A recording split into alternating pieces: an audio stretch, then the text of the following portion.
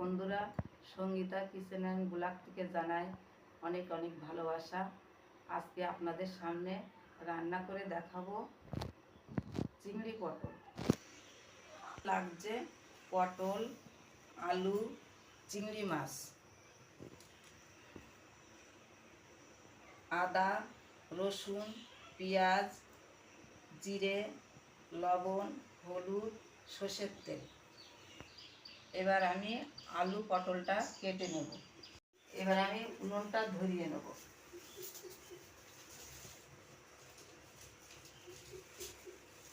মাছটায় আমি লবণ আর হলুদ মাখিয়ে নেব।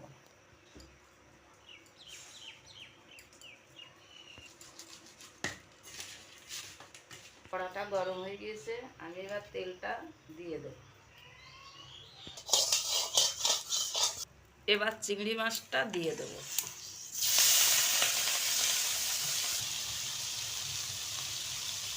চিংড়ি মাছটা আমার ভাজা হয়ে গেছে, আমি এবার তুলে নেব। এবার কড়াইতে তেল দিলাম, এবার পটলটা লাল লাল করে ভেজে নেব।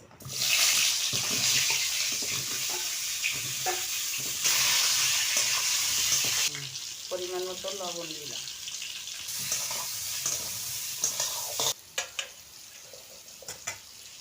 পটল ভাজাটা আমার হয়ে গিয়েছে, আমি এবার তুলে নেব।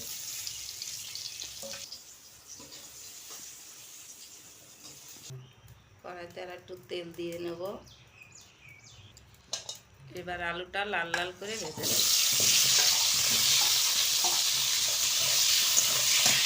পরিমাণ মতো একটু লবণ দেব।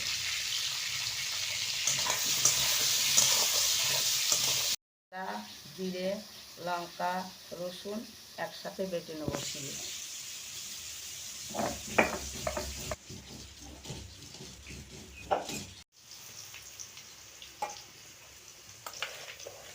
আমার আলুগুলো লাল লাল করে ভাজা হয়ে গিয়েছে, এবার আমি তুলে নেব।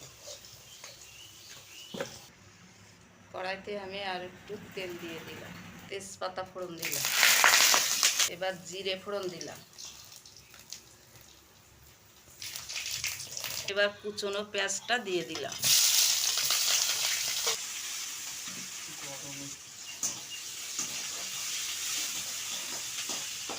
হয়ে গেছে, এবার আমি বাটিতে তুলে নেব।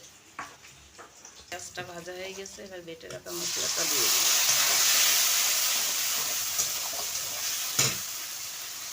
পরিমাণ মতো একটু হলুদ দিয়ে দিলাম।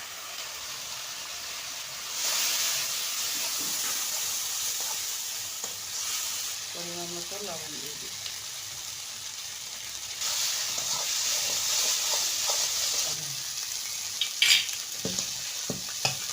এবার পটল আলু ভাজাগুলো আমি মশলার সঙ্গে দিয়ে দিলাম।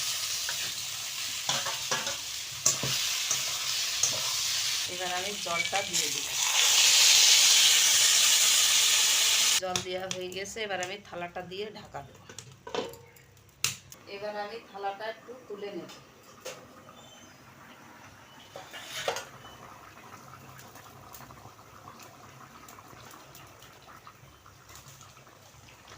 এবার ভেজে রাখা চিংড়ি মাছটা আমি দিয়ে দেব।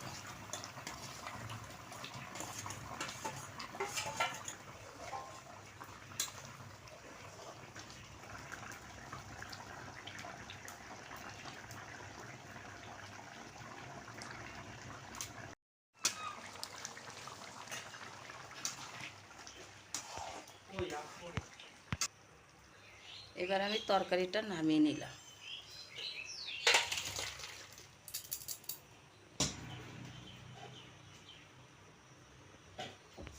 এই ভিডিওটা ভালো লাগলে লাইক, কমেন্ট, শেয়ার করে দেবেন।